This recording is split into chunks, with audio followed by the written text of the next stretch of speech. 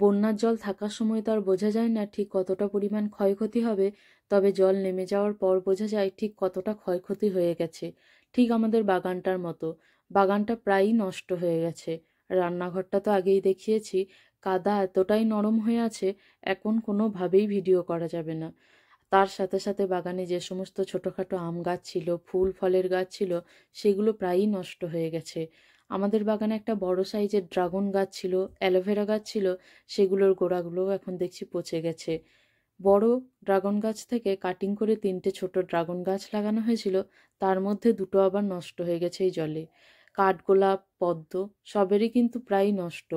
পদ্ম গাছটা যদিও এখন মনে হচ্ছে বেঁচে থাকবে, তার কারণ হচ্ছে জলটা বন্যার জল কমে যাওয়ার পর পাল্টে দেওয়া হয়েছিল। তার জন্য দেখছি গাছটা আবার বেশ সুন্দর তাজা হয়ে উঠেছে।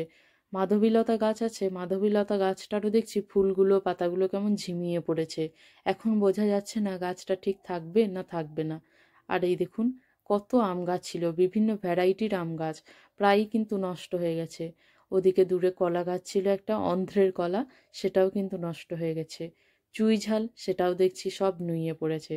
সব থেকে বড় ক্ষতি হয়েছে এই কাঁঠাল গাছটা। এই কাঁঠাল গাছটা বছরে প্রায় 25 থেকে 30টা কাঁঠাল তো হতোই, আর এঁচোড় কিন্তু যে কোনো সময় খাওয়া যেত।